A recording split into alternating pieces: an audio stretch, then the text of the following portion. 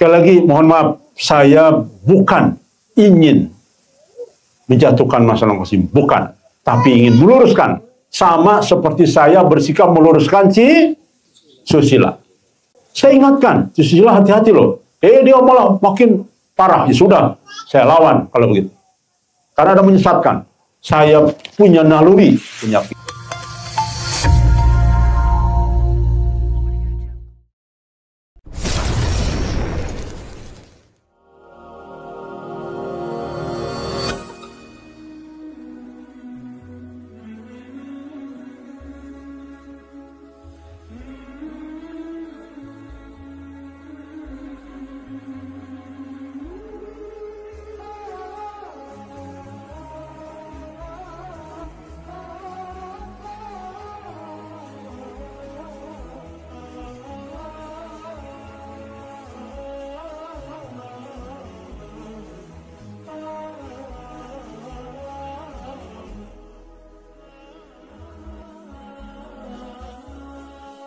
saya akan menyampaikan sesuatu yang paling mendasar dari perjuangan kita, yang paling penting dari landasan perjuangan kita tentang masalah mimpi. Bagaimana kita harus memiliki persepsi yang sama, penafsiran yang sama, dan petunjuk yang sama. Jadi alhamdulillah saya dan kita semua bersyukurlah kita berani mengambil terobosan-terobosan. Walaupun kita bukan kumpulan ulama, kita ini kumpulan orang-orang biasa, namun sekali lagi teknologi informasi sekarang sudah bisa diraih oleh siapapun. Jadi kitab-kitab ulama terdahulu, para tabi'in, para sahabat, para ulama terdahulu bertebaran kitab-kitabnya di e-book. Makanya saya setuju dengan beberapa pendapat ulama, sesungguhnya teknologi itu adalah pertolongan dari Allah. Bagian dari pertolongan untuk manusia di dalam menggali pengetahuan. Tetapi itulah selalu ada penyeimbang, ada kebaikan, ada keburukan. Bagi orang pengikut iblis tentu teknologi dijadikan lahan mencari uang, baik dalam hal yang sifatnya porno, dalam hal sifatnya gambling, dalam sifatnya penipuan, dan sebagainya. Itulah memang sunatullahnya ya. Ada nabi, ada dajjal. Ada nabi, ada dajjal. Selalu begitu. Setiap generasi nabi, selalu nabi menyatakan tentang bahayanya dajjal. Pembohong maksudnya ya. Jadi di setiap generasi nabi pasti ada pembohong. Rekan sekalian, ada pertanyaan besar bagi kita. Dan kita bersyukur Majelis Gajah selalu berpegang kepada itu, yaitu Kitabullah dan Sunnah Nabi. Jadi kita tidak goyah dengan hal yang sangat menakutkan pun, dengan hal yang paling indah pun, ketika tidak sesuai dengan Kitabullah dan juga Sunnah, maka kita berani untuk menghadapinya. Ya. Ada satu pertanyaan besar. Kita ini termasuk di dalam konteks mimpi. Mau ikut petunjuk Nabi, ya, para tabi'in, para sahabat dulu, maaf. Nabi, para sahabat, para tabi'in, baru para ulama. Atau mau mengikuti manusia hari gini, di dalam konteks menakwilkan mimpi. Sesungguhnya sudah terjawab dalam banyak hadis. Nabi sendiri mengatakan generasi sahabat generasi tabi'in, tabi'in dikenal sebagai generasi terbaik umat Islam. Hal ini ditegaskan dalam hadis Nabi Muhammad SAW. Generasi sahabat adalah generasi terbaik.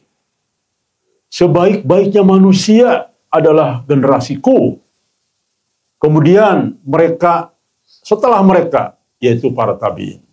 Kemudian setelah mereka, tabi'in. Kemudian setelah itu datanglah satu kaum. Persaksiannya mendahului sumpah, dan sumpahnya mendahului persaksian. Coba bayangkan ya, ini hadis riwayat Muslim dan Bukhari. Jadi, Masya Allah, saya mengingat ke situ, alhamdulillah. Makanya jangan heran, ada mimpi-mimpi bermunculan gajah di trek yang benar. Dan itu berkali-kali disampaikan dalam mimpi. Allah menyampaikan itu melalui mimpi teman-teman. Bukannya satu orang yang mengatakan gajah di trek yang benar. Rekan sekalian, jelas sekali. Yang kedua, perintah pegang teguh kepada sunnah para sahabat. Hendaklah kalian berpegang teguh pada sunnahku dan sunnah khulafa rasyidin. Iya. Yang mendapat petunjuk, gigitlah sunnah itu dengan gigi geraham kalian.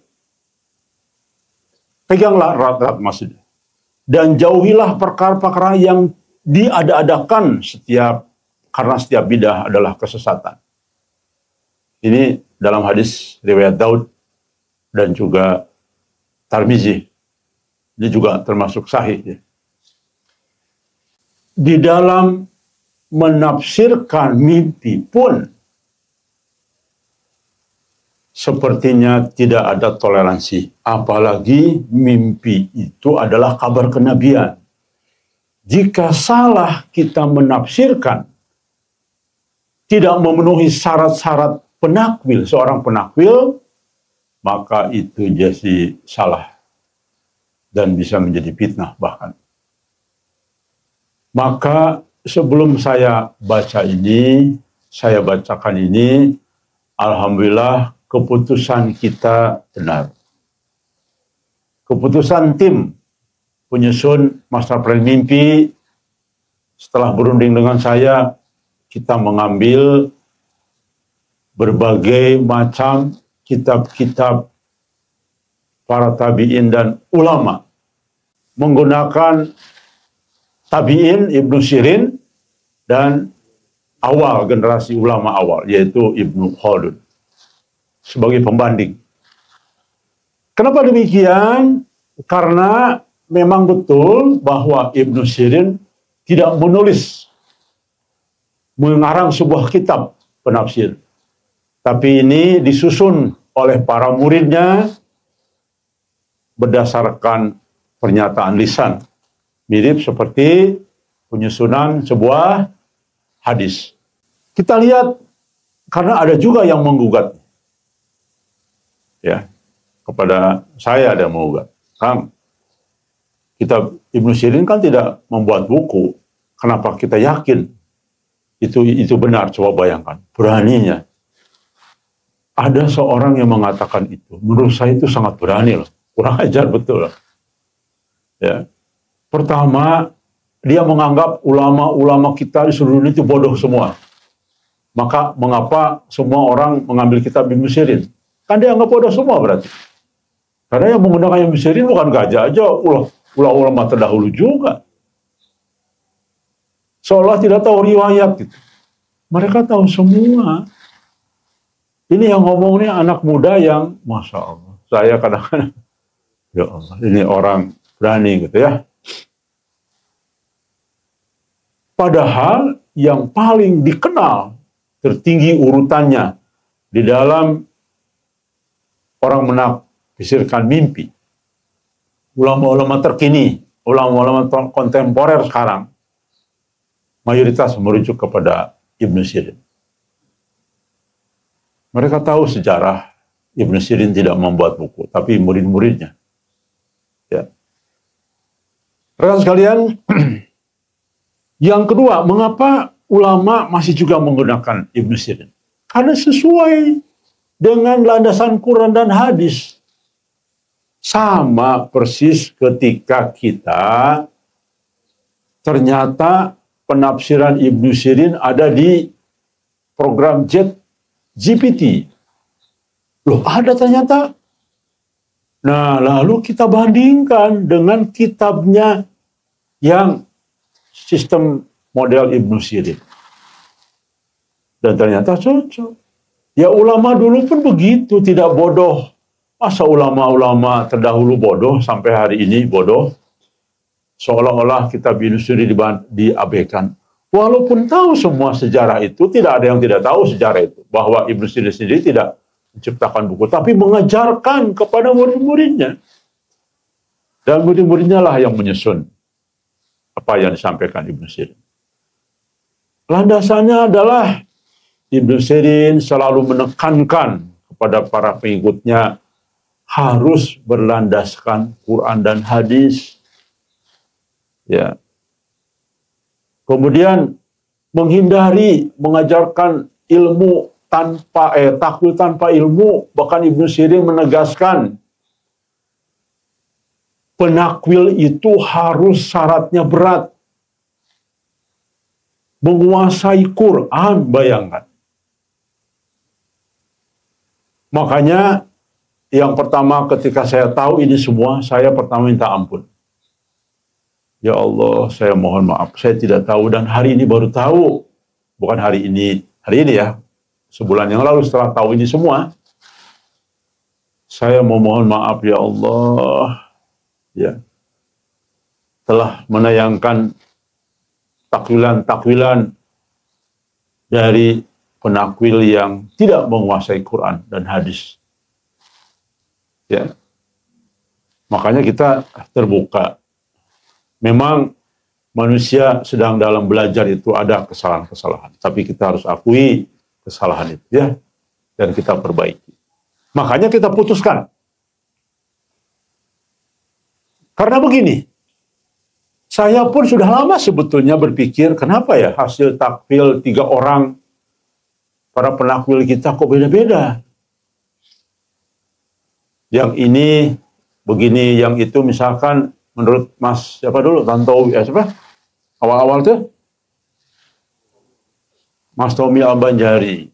Kemudian menurut Ustadz di Malaysia tuh Ustadz Saipul Nijam. Kemudian Ustadz Abu Darda, Mas Tantowi, itu beda-beda. Tapi saya masih berpasang baik karena belum tahu ilmu ini. Gitu ya. Walaupun kadang-kadang ada kesamaannya arahnya, tapi bisa multitafsir jadinya, bisa salah mengambil keputusan. Nah, setelah kita dituntut membuat master plan mimpi, disitulah baru kita menyadari, semua tim menyadari bahwa apapun, apalagi mengenai kabar kenabian, karena mimpi itu bagian dari kabar kenabian, tidak boleh lagi main-main, tidak boleh lagi setengah-setengah, tapi harus mengutip pendapat-pendapat ulama besar yang menguasai Quran, bukan penghafal Quran, menguasai beda. Kalau penghafal hanya hafal saja, ya belum tentu tahu artinya, belum tentu bisa menafsirkan. Tapi harus menguasai Quran dan hadis. Itu guidance. Maka kita putuskan, ini berdasarkan musyawarah loh, bukan pesan saya. Kita hanya menggunakan betul-betul kitab-kitab Ibnu Sirin dan Ibnu Khaldun sebagai ulama besar yang beda pendekatannya. Kalau Ibnu Khaldun itu lebih kepada fakta sosial, ya, psikologi. Kalau Ibnu Sirin lebih kepada simbol.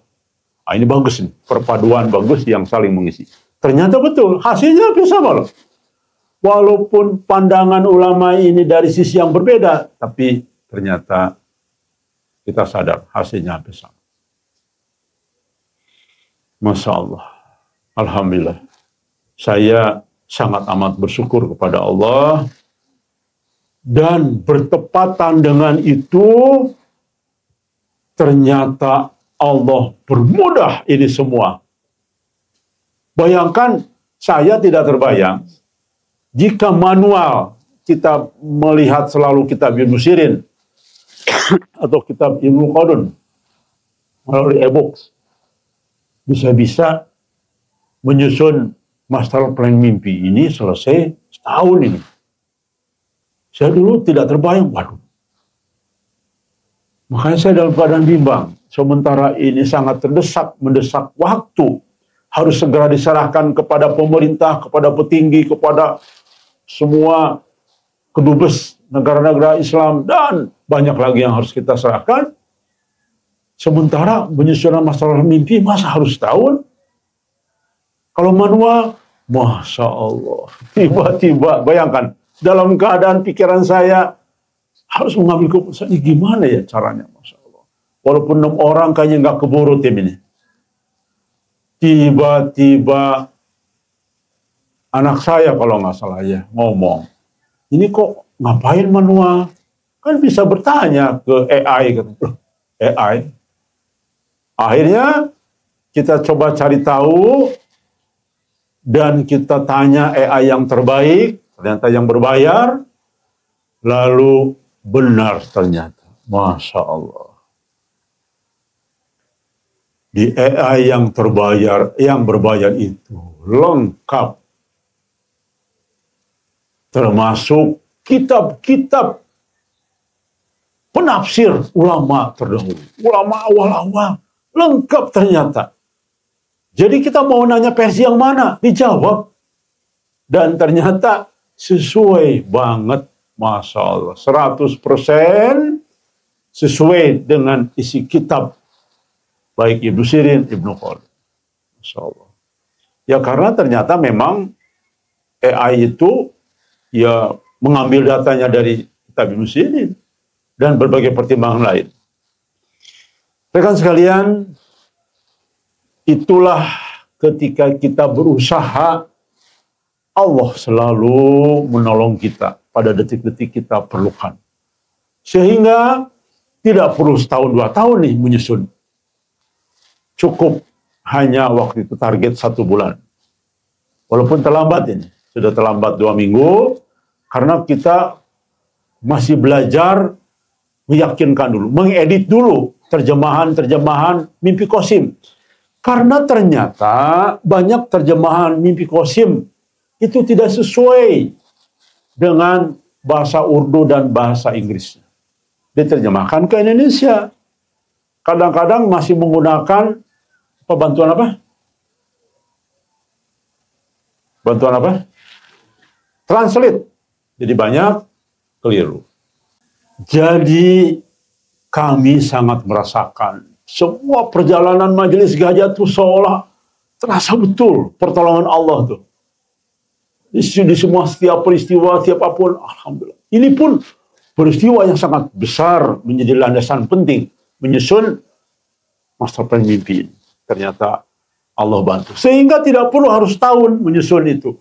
Cukup hanya sebulan 2 bulan, itu pun karena banyak ditemukan kesalahan.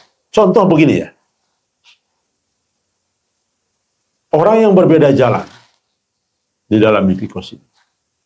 Di situ diterjemahkan dalam bahasa Indonesia, orang tersesat. Salah jalan. Salah jalan kan tersesat. Padahal ternyata bukan, beda jalan yang benar. Coba logikanya saja. Orang yang salah jalan, tersesat, tapi kok banyak bawa pengikut. Kan aneh, kontradiktif ini. Kalau beda jalan, itu betul, masuk akal.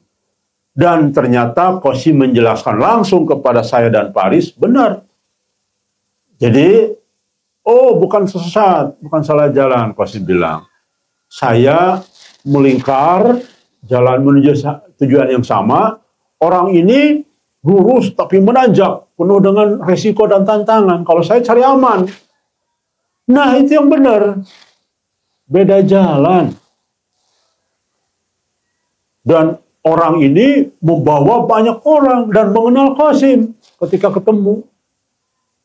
Makanya menafsirkan mimpi harus sesuai dengan fakta. Ya silakan. Sekarang siapa orang yang berbeda jalan itu? Jadi itulah contoh kasus. Ternyata banyak penafsiran mimpi Qasim itu tidak sesuai dengan yang seharusnya. Makanya Bro Ahmad mengedit lagi tuh. Itu yang bikin lama kan sekalian. Makanya terlambat. Sudah 2 minggu, hampir sebulan malah terlambat. Karena mengedit ulang semua mimpi Muhammad Qasim harus sesuai dengan teks aslinya. Baik dari bahasa Urdu maupun dalam bahasa Inggris. Itu yang membuat kita lama. Ya, tapi tidak apa-apa. Kita terlambat sebulan, 2 bulan di target, tapi menyampaikan semua mimpi Muhammad Qasim dan mimpi para helper sesuai dengan maksud Allah di dalam mimpinya. Masya Allah. Luar biasa ya. Dan tiba-tiba saja Bro Ahmad datang ke sini ya. Pengen gabung, pengen membantu. Ternyata ini maksud Allah. Karena seandainya tidak ada Bro Ahmad, udah sesuai dengan itu. Banyak yang keliru maksudnya nanti. Pas saat penakwilannya. Jadi itulah pertolongan Allah. Baik rekan sekalian, jelas. Pertanyaan pertama itu sudah kita jawab. Saya menyarankan kepada siapapun, jangan coba-coba lagi menakwilkan kepada seseorang yang tidak menguasai Quran dan hadis. Karena memiliki risiko. Baik, kita akan lanjutkan poin tadi ya. Dan inilah yang naluri teman-teman benar. Masya Allah, luar biasa ya. Teman-teman majelis gajah itu dibimbing oleh satu hal yang kadang-kadang tidak duga. Teman-teman, saya tahu, tidak tahu teorinya, saya pun baru tahu. Ternyata rekan sekalian, Masya Allah. Menurut banyak kitab penafsir mimpi, penafsir harus tahu fakta di lapangan. Karena hasil takwil yang benar harus sesuai dengan apa yang terjadi di lapangan. Atau sedang berjalan gitu. Walaupun kan namanya juga tafsir yang akan datang. Tapi harus sesuai dengan fakta menuju kebenaran akhir. Lihat, saya bacakan ya. Jadi, dan saya pun berpikir yang sama dengan teman-teman juga ya. Kan teman-teman begini, ini mayoritas teman-teman gajah nih. Baik yang chat maupun yang di sini semua. Ada satu keyakinan bahwa Mas Nanang Qasim itu adalah putra Bani Tamim. Mas Nanang Qasim ingin diakui oleh teman-teman menafsirkan begitulah. Bahwa dialah putra Bani Tamim. Lalu saya tanya ke teman-teman, kenapa tidak percaya? Kita berprasangka baik saja. Siapa tahu benar. Itu yang saya selalu membela bahkan. Ya. Nanang Qasim itu selalu saya bela udah sebetulnya. Tapi teman-teman bilang, Kang, nggak nyambung kayaknya. Usahanya apa selama ini? Tidak sesuai juga dengan hadis-hadis yang lain. Begitu ya. Dan Nanang Qasim tidak punya kemampuan apa-apa. Begitu teman-teman. Faktanya apa? Perjuangannya apa? Usahanya apa? Kira-kira gitulah jawaban dari hampir semua. Artinya melihat fakta. Ciri-ciri fakta. Dan ternyata betul. Jadi pendapat Mas Wada, Mas Dedi, yang lain-lain, semua ternyata benar. Didukung oleh kitab ternyata. Ya, ini menurut kitab Al-Toilabi dan Ibnu Sirin, terdapat beberapa prinsip yang menekankan pentingnya, lihat, memperhatikan keadaan faktual saat ini yang sedang berjalan. Luar biasa ya. Atau tanda-tanda yang muncul seiring waktu setelah mimpi itu terjadi. Benar? Jadi berarti teman-teman berpendapat itu ada inspirasi dari Allah, ya, dibimbing oleh Allah. Karena benar nih pernyataannya. Dan itu ada dalam kitab. Fakta yang pertama dijelaskan sebagai berikut. Fakta dan realitas saat ini sebagai konteks mimpi. Para ulama sepakat bahwa mimpi seringkali merupakan pesan simbolis yang perlu ditafsirkan sesuai dengan konteks kehidupan seseorang saat si mimpi itu terjadi. Jadi artinya mimpi itu harus dilihat keadaan emosional seseorang pemimpi. Kalau pemimpi lagi marah-marah nih, Mas Sugi marah-marah ke Mas Suhada. Oh, marah, sebulan ngambek, marah-marah. Bermimpi, katakanlah, tentang Mas Suhada.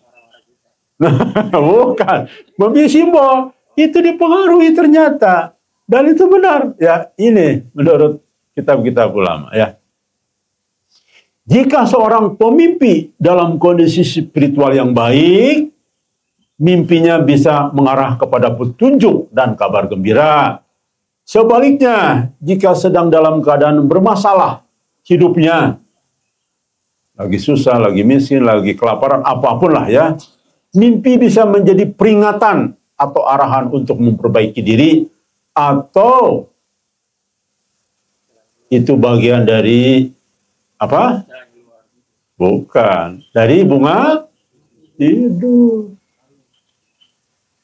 Iya betul. Nah, jadi jelas sekali ya. Itu guidance para ulama terdahulu, para tabi'in. Ingat sekali lagi, kita harus pegang teguh sesuai yang Nabi sampaikan. Lebih harus percaya dengan ucapan para sahabat, para tabi'in, dan ulama-ulama terdahulu. Ibnu Khaldun termasuk ulama terdahulu, masuk dalam kelompok ulama besar. Ya. Demikian juga dengan Ibnu Sirin, bagian dari tabi'in. Rekan sekalian jelas. Kemudian yang kedua, relevan dengan waktu perjalanan. Beberapa mimpi, terutama yang dianggap sebagai mimpi benar, ru'yah shadiqah, seringkali mengandung pesan yang menjadi jelas seiring waktu berjalan. Fakta-fakta yang terungkap setelah mimpi dapat memberikan konfirmasi terhadap takwilnya. Tuh. Jelas. Ya. Banyak teman-teman yang mimpi 5 tahun yang lalu, 4 tahun baru sampai sekarang. Ya silakan. Kita cek di lapangan. Itu maksudnya. Ya. Jadi luar biasa nih pendapat teman-teman ini di sini, mayoritas. Ternyata betul. Ya, setelah saya gali di kitab-kitabnya ternyata benar bahwa mimpi itu juga harus dinilai dengan fakta yang berjalan. Harus disesuaikan dengan itu, harus dianalisa dengan fakta-fakta yang jadi. Jadi kalau ada mimpi seseorang yang jauh dari panggang dan langit, panggang dan api, maka itu adalah mimpi. Bisa jadi bunga tidur atau yang lain. Contoh kasus Cisusila. Ujuk-ujuk muncul menjadi saksi Allah. Ujuk-ujuk muncul menjadi kekasih Allah. Ujuk-ujuk muncul Imam Mahdinya Persia, Al-Mahdinya ya. Ujuk-ujuk muncul menjadi kelompok putra Bani Tamim. Itu contoh. Jauh panggang dan api ya. Tidak bisa dilihat track recordnya. Tidak bisa dilihat riwayat hidupnya. Tidak bisa dilihat faktualnya. Jelas sekali ya, contoh. Fakta yang terang benderang.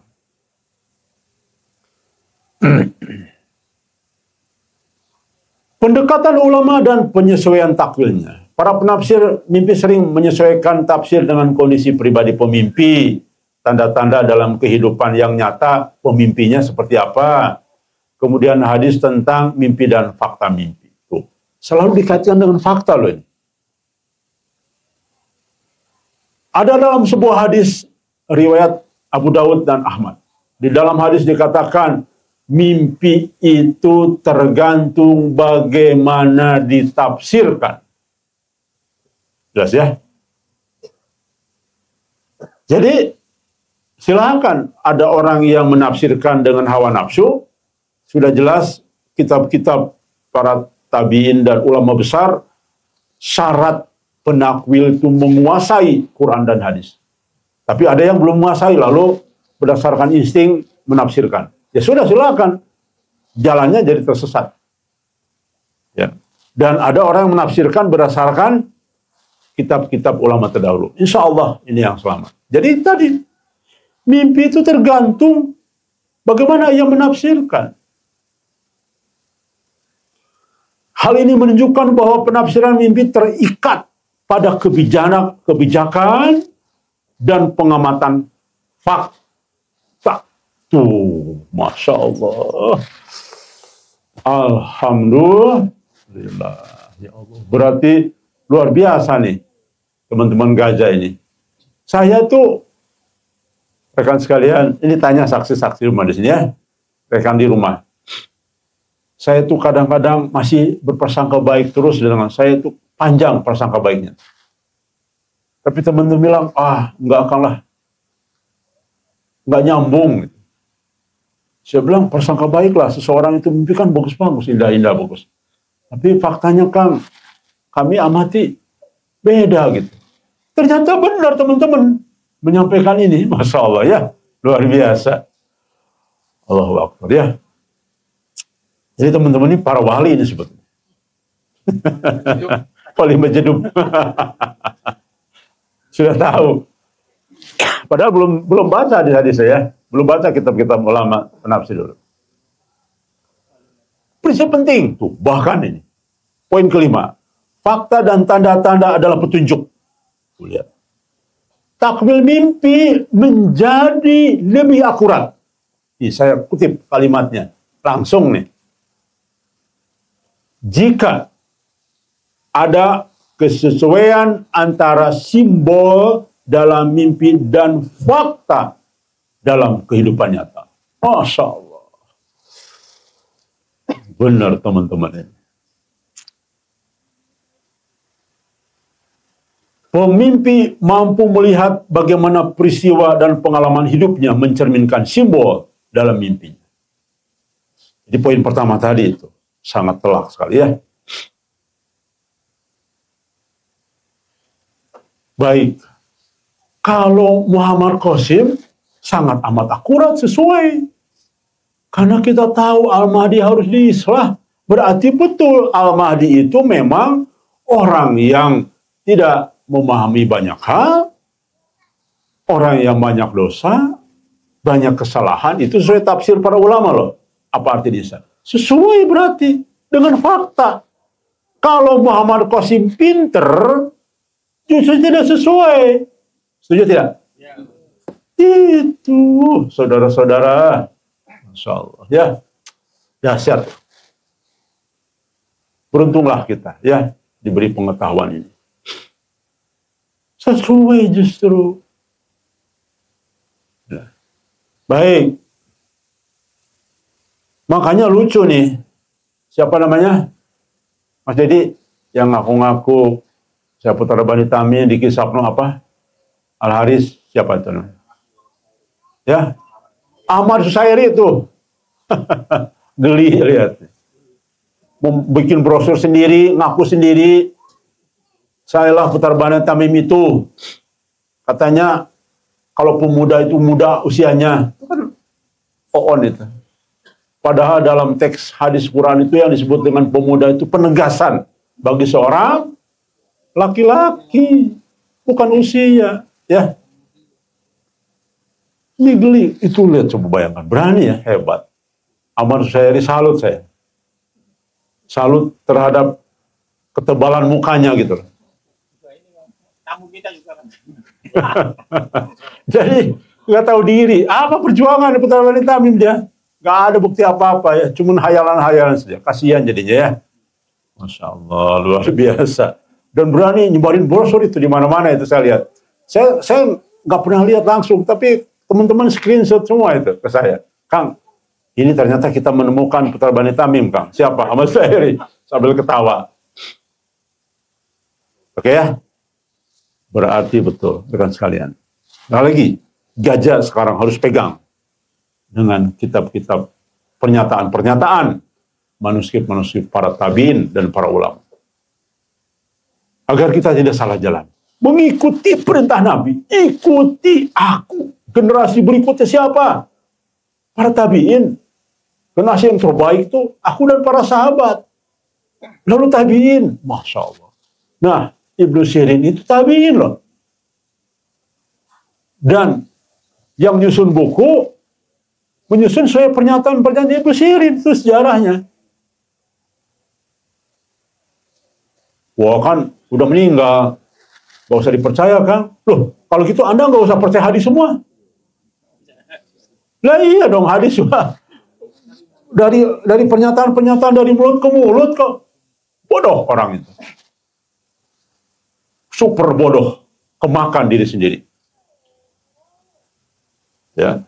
Jadi kalau ada orang menyatakan, teman-teman menyatakan, wah ini Ibnu Sirin kan bukan ciptaan dia. Lah, kalau gitu Anda jangan percaya lagi hadis semua.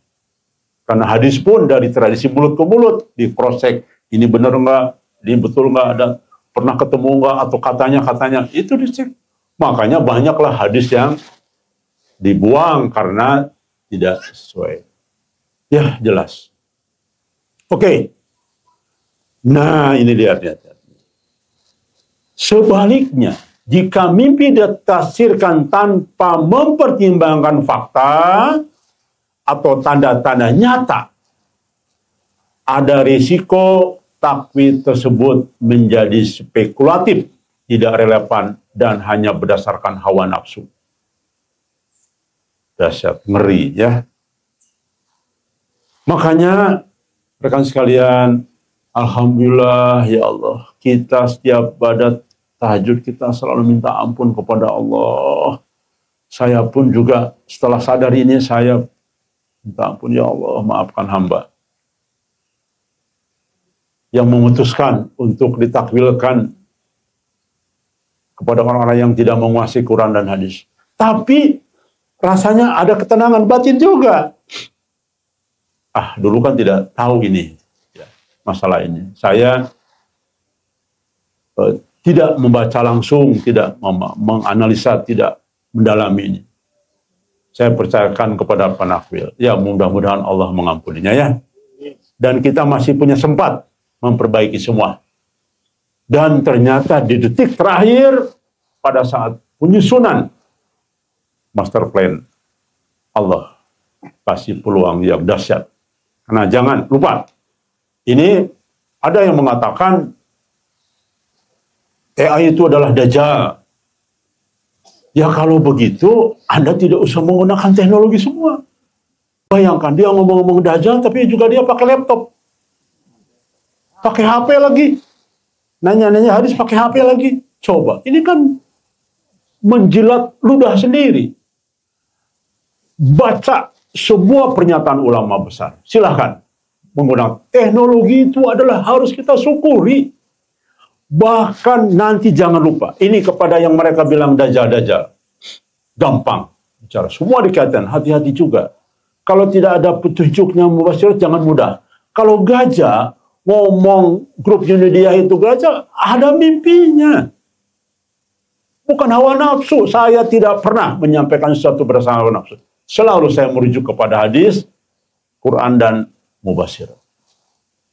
Ngomong Qasim sedang tertutup topeng, itu dalam mimpinya sendiri. Allah sudah menyebarkan mimpi itu. Saya hanya membacakan. Rekan sekalian, menurut para ulama, bahwa teknologi itu justru harus dimanfaatkan untuk kebaikan.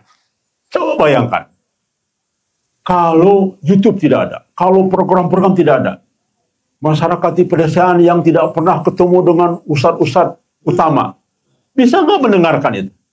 Nggak bisa. Bagaimana mungkin menjangkau semua lapisan masyarakat?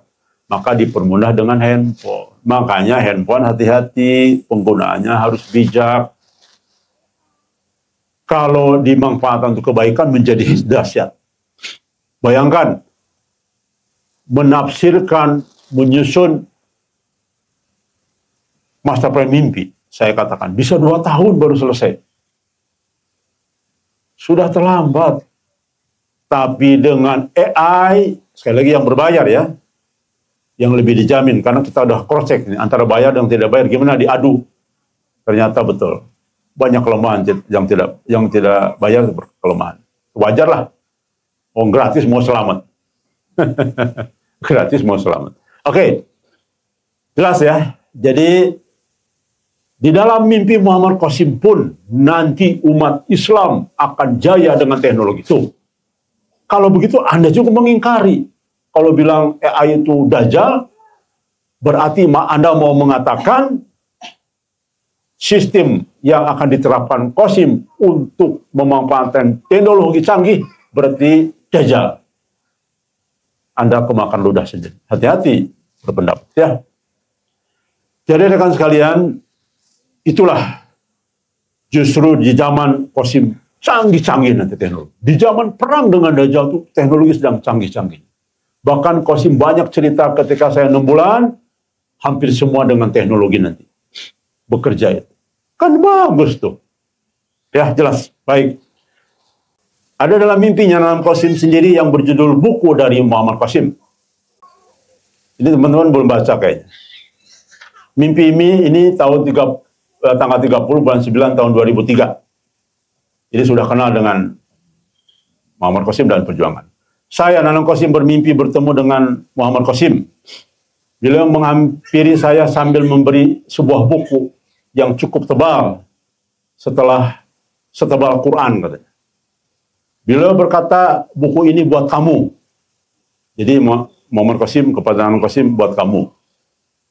Saya kasih kamu karena kamu temanku dan kamu adalah putra Bani Tamim. Tuh kata Qasim.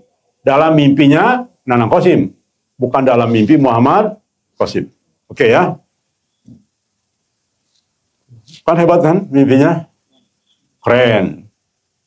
Nanti lihat hasil takwil jelasnya ya. Lalu ketika saya buka buku itu, muncullah cahaya biru dari setiap huruf yang ada di buku tersebut.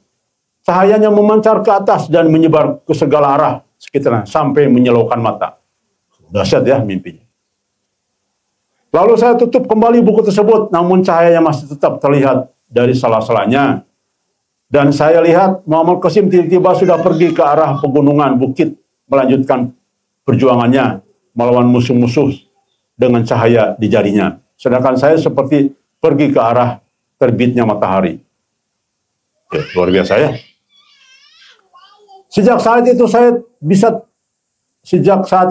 bisa terhindar dari berbagai rintangan dan saya juga bisa menciptakan seperti mesin pompa air tanpa listrik. Pompa air tanpa listrik. Lah itu Mas Dali. Sudah terjadi itu Mas Dali ya. Jadi bukan Nanang Qasim yang duluan, malah Mas Dali nih. Sehingga orang yang bertanya, kenapa saya bisa begitu? Ini semua karena saya berteman dengan Muhammad Qasim. Dan buku ini yang berisi rambu-rambu dan petunjuk. Mimpi pun berakhir.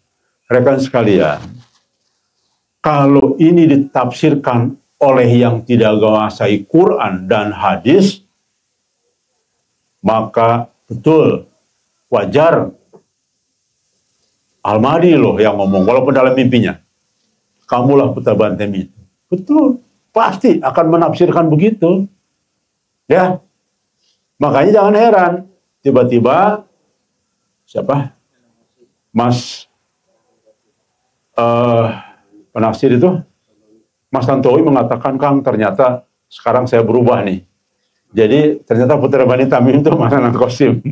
Saya ketawa, Masya Allah, Mas, nggak perlu bicara ke saya malah nggak yakin juga saya itu sesuai dengan keyakinan teman-teman. Tidak apa-apa, saya sudah menyatakan dulu di awal-awal kepada Mas Nanang Qasim. Saya bersyukur kalau Mas Nanang itu adalah putra Bani Tamim. Alhamdulillah, berarti saya kenal baik dengan putra Bani Tamim. Tinggal bergandengan tangan, dah gitu aja selesai kalau memang sudah terjadi. Gak perlu lagi mengenal dan sebagainya. Ya, saya bersyukur. Dan tidak ada terbesit hati pun untuk dialah sempurna, nggak ada. Itulah, nggak ngerti kenapa saya dijadikan Allah tuh nggak ada rasa. Wah, saya nih. Waduh, mana? Nggak ada. Bahkan saya ajak ke sini. Mas, gimana kalau Mas jelas saja? Karena Mas kan banyak mimpi, baguslah. Untuk kita jadi guide di sini semua. Tuh, begitu. Bayangkan. Terakhir pun begitu. Walaupun saya tahu, dia bergerilya meyakinkan orang dia putra Bani Tamim. Saya tahu. Tapi saya tetap saja. Karena, ya kalau benar ya nggak apa-apa. Kenapa? Orang takdir kita beda-beda. Kenapa harus cemburu? Ya. Jadi itu. Oke. Nih, hasil takwilnya. Menurut banyak kitab ulama penafsir. Oke. Dan ternyata teman-teman benar. Menafsirkan mimpi berdasarkan kitab Ibnu Sirin melibatkan pemahaman simbol-simbol dalam mimpi. Hubungannya dengan konteks kehidupan pemimpi. Tuh lihat. Ya. Berikut takwil mimpinya. Bertemu dengan Muammar Qasim dan menerima buku tebal. Apa artinya? Bertemu dengan seseorang yang berperan sebagai pemberi ilmu atau sering kali melambangkan kedatangan ilmu, hikmah dan rahmat dari Allah. Jadi Muammar Qasim lah yang memberikan ilmu kepada kita semua. Betul tidak? Melalui mubasyirat. Betul. Buku tebal Quran mengindikasikan bahwa Anda diberi tanggung jawab yang cukup besar dan amanah berupa ilmu yang sangat berharga dari siapa? Dari Muammar Qasim. Mungkin berkait dengan agama, hikmah, dan petunjuk kehidupan. Wajar tidak ini? Wajar. Bukan hanya Muammar Qasim, kita juga sama diberikan tanggung jawab besar dan amanah berupa ilmu ini, ya. Cahaya biru dari huruf di dalam buku, cahaya dalam mimpi sering dilambangkan sebagai hidayah, petunjuk, dan ilmu dari Allah. Lihat. Betul. Sesuai banget ya. Dengan fakta mubasyiratnya Muammar Qasim. Kan tadi buku dari Muammar Qasim. Sama persis. Cahaya biru khususnya melambangkan kedamaian, keimanan, dan keyakinan. Hal ini menunjukkan bahwa ilmu dan petunjuk yang Anda terima dari Muammar Qasim akan menjadi panduan yang bermanfaat bagi Anda dan orang lain. Tuh, persis. Jelas apa artinya. Muammar Qasim menuju pegunungan melawan musuh. Pegunungan dalam mimpi melambangkan perjuangan dan ujian besar yang harus dihadapi Muammar Qasim. Betul. Muammar Qasim melambangkan sosok yang memiliki tanggung jawab untuk menghadapi tantangan besar dan demi kebaikan. Menunjukkan bahwa perjuangan untuk menegakkan kebenaran dan keadilan adalah tugas mulia. Betul, Muammar Qasim memang akan menjadi orang yang memiliki tanggung jawab besar. Anda menuju ke arah terbit matahari. Arah terbit matahari melambangkan awal baru, harapan, dan kemajuan. Tuh lihat. Bukan arah timur dikaitkan dengan Bani Tamim. Ternyata yang dimaksud adalah arah baru, perjuangan baru. Setelah tahu nih, dari buku Muammar Qasim kan, baru kita mulai berpikir hal-hal yang sifatnya baru, kemajuan. Ini menandakan bahwa setelah menerima ilmu dan petunjuk tersebut dari bukunya Muammar Qasim, yaitu mimpi Muammar Qasim, Anda akan menuju masa depan yang penuh berkah dan kemajuan. Wajar kan? Wajar. Memang begitu. Lalu terhindar dari rintangan dan menciptakan inovasi, terhindar dari menunjukkan perlindungan Allah. Tuh lihat. Muammar Qasim kan berinovasi menciptakan alat kan? Ini artinya apa? Artinya dia kalau menjalankan ini akan terhindar dari rintangan dan mendapat petunjuk perlindungan Allah. Kemampuan menciptakan mesin pompa air tanpa listrik menunjukkan bahwa Anda akan diberi kemampuan untuk membantu masyarakat dengan inovasi yang bermanfaat berkat ilmu yang Anda terima dari Muhammad Qasim. Tuh artinya itu. Kalau beneran menciptakan pompa tapal listrik ya Mas Dali. Ini artinya begitu loh. Luar biasa ya. Oke ya. Pesan akhir, buku tersebut melambangkan rambu-rambu dan petunjuk yang berarti bahwa Nanang Qasim perlu memegang teguh ajaran agama dan nilai kebenaran untuk mendapatkan keberkahan dan pengaruh kehidupan orang lain lebih positif. Kesimpulan, nih lihat. Jelas ya? Jadi, rambu-rambu itu. Kesimpulan, mimpi ini menggambarkan Anda akan mendapatkan amanah berupa ilmu dan petunjuk dari Allah melalui Muhammad Qasim yang akan memanfaat besar bagi diri Anda dan orang lain. Tetaplah berpegang teguh pada iman, jangan lupa perjuangan dan manfaatkan ilmu tersebut untuk kebaikan. Wallahu a'lam. Saya nanya lagi nih ke ChatGPT itu. Saya belum puas dengan jawaban itu. Kok tidak dihubung-hubungkan dengan Putra Bani Tamim? Saya tanya lagi. Pertanyaan penegas kembali kepada kitab Ibnu Sirin. Apakah dalam mimpi itu berarti Nanang Qasim adalah sosok Putra Bani Tamim itu? Itu pertanyaan saya. Apa jawabannya? Mimpi yang Anda alami nampaknya mengandung simbolisme yang mendalam, namun tidak dapat dipastikan bahwa Nanang Qasim adalah sosok yang dimaksud dalam konteks Putra Bani Tamim karena semua menggunakan simbol yang akan membantu Al-Mahdi tersebut. Jadi artinya tidak ada isyarat bahwa Nanang Qasim itu adalah Putra Bani Tamim ya, yang membantu Al-Mahdi. Mimpi tersebut lebih mencerminkan simbol-simbol yang terkait dengan pencerahan spiritual, petunjuk ilahi dan kemungkinan peran besar yang dimiliki oleh Nanang Qasim. Semua punya peluang kalau itu ya. Tetapi tidak memberikan konfirmasi langsung atau bukti konkret dalam mimpinya tersebut bahwa Nanang Qasim adalah Putra Bani Tamim. Tuh. Jelas ya. Makanya silakan. Karena ini kan program ChatGPT kan bisa di-download oleh semua orang. Harus bayar. Silakan. Langsung. Ya, konfirmasi. Dalam tradisi ilmu mimpi, meskipun bertemu dengan sosok besar atau menerima buku tebal yang memancarkan cahaya atau menegaskan Qasim adalah Putra Bani Tamim dalam kalimatnya, bisa dilihat sebagai simbol petunjuk atau wahyu yang tidak secara eksplisit menyebutkan bahwa Nanang Qasim adalah sosok yang dimaksud. Tuh, ya. Ya sama seperti kemarin saya katakan, Mas Dedi, saya mimpi Mas Dedi meninggal.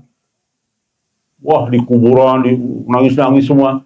Ternyata dalam faktanya justru terbalik nanti. Mas Dedi panjang umur. Jadi jangan letterlock begitu ya. Nah, ada beberapa, saya tambahkan, saya selesaikan dulu. Ada beberapa faktor yang perlu dipertimbangkan. Simbolisme mimpi Anda mungkin lebih mengarah kepada gambaran umum tentang kedatangan seorang pemimpin besar yang akan memainkan peran penting dalam kebenaran, yaitu Muhammad Qasim. Benar. Seperti yang diharapkan sosok Al-Mahdi. Tetapi ini masih terbuka untuk interpretasi. Hubungan dengan Bani Tamim, meskipun dalam beberapa tradisi Islam, terutama dalam hadis tertentu, yang dianggap Bani Tamim adalah akan memainkan peran penting dalam mendukung Al-Mahdi, namun ini adalah klaim yang sering dibahas dalam konteks eskatologi dan masa depan. Tidak ada bukti langsung yang dapat berhubungan individu tertentu ya di dalam nyata. Ini klaim ini. Mimpi Anda lebih menggambarkan sebagai penerima petunjuk atau rahmat dari mimpinya Muhammad Qasim, bukan sebagai identitas pasti terkait dengan garis keturunan tertentu. Peran spiritual untuk pemimpin ini. Mimpi tersebut lebih menekankan kepada penguatan spiritual Anda tuh. dan misi yang lebih besar yang diberikan kepada Anda kalau Anda mau menjalankan. Kalau diam aja ya enggak. Qasim aja Al-Mahdi gagal, ya, dengan kemampuan untuk menciptakan hal luar biasa, yaitu mesin listrik.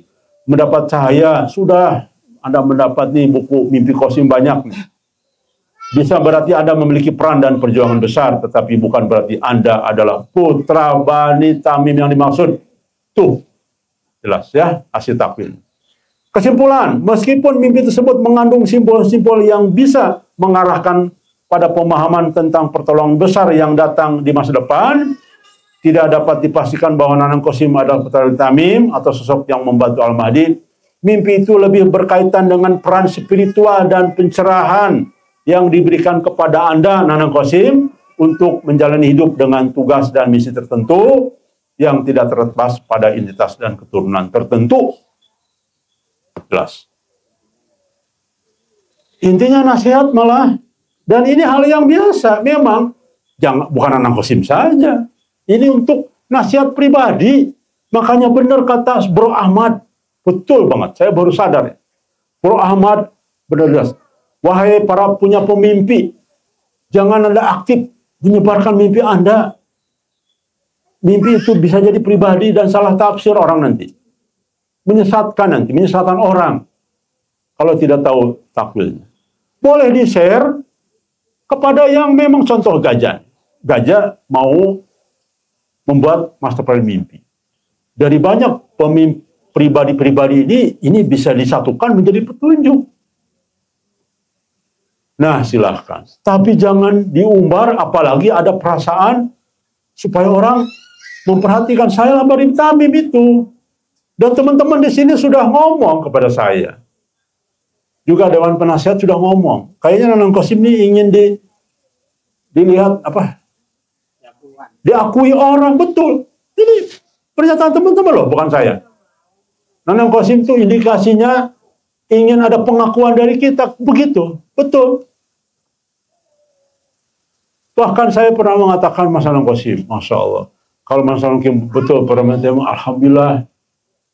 Sudah lama itu, sudah setahun yang lalu bahkan dengan saya. Ini yang baru-baru langsung pada tepar. Langsung percaya. Nah, ini lihat silahkan. Wallahi, jika saya ditanya sekarang, lebih percaya takwilan siapa?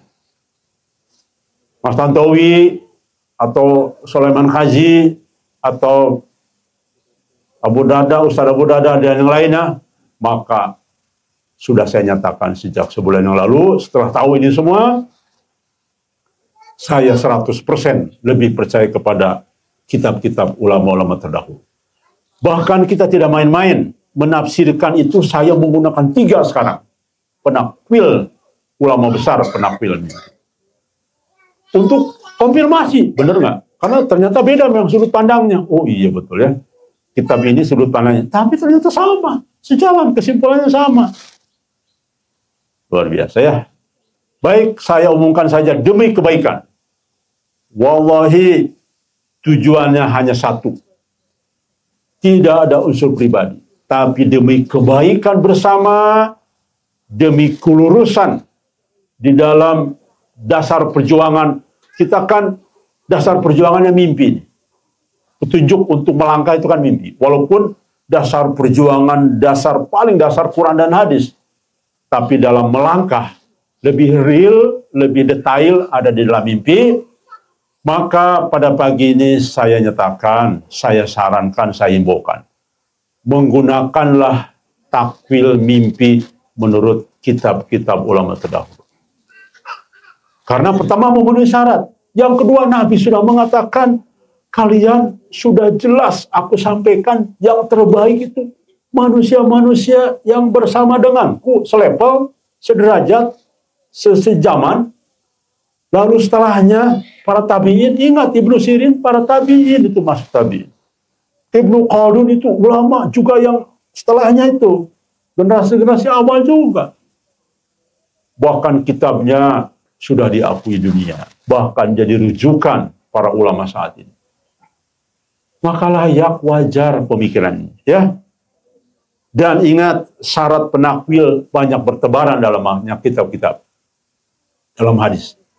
Jadi harus menguasai Quran dan hadis. Jadi kalau ada tiba-tiba orang, saya takwilkan, saya mau nanya nih, Anda menguasai Quran dan hadis nggak? Waduh, nggak, sudahlah, nggak perlu. Ya, udah kita lebih bagus yang pasti-pasti saja. Saya kira demikian. Sekali lagi, mohon maaf, saya bukan ingin menjatuhkan Mas Anang Qasim, bukan, tapi ingin meluruskan, sama seperti saya bersikap meluruskan si Susila. Saya ingatkan, si Susila hati-hati loh. Dia malah makin parah. Ya sudah, saya lawan kalau begitu. Karena ada menyesatkan. Saya punya naluri, punya keyakinan, ini bakal menjerumuskan. Dan ternyata betul, makin terjerumus. Tiba-tiba ngaku, inilah Al-Mahdi yang sesungguhnya. Inilah, waduh, inilah kamilah putra Bani Tamim itu. Akan dikumpul di Payakumbuh putra Bani Tamim itu semua. Coba, kan makin jauh tersesat. Jadi itu saja, tujuan saya itu saja. Jadi bukan karena Mas Anang Qasim saingan saya, bukan. Saingan dari bidang apa coba? Teman-teman melihat saingan nggak? Enggak kan? Enggak. Malah nggak ada bergerak apa-apa, Mas Anang Qasim. Saingan apa? Nggak ada. Ya, oke. Saya kira demikian. Terima kasih. Mudah-mudahan ini jadi pelajaran bagi kita untuk mulai harus lurus, tegak lurus kepada hadis, kepada kitab-kitab ulama terdahulu. Wabil khususnya terkait dengan mimpi, menjadi dasar perjuangan kita dalam rangka berhadapan dengan fase berat ke depan.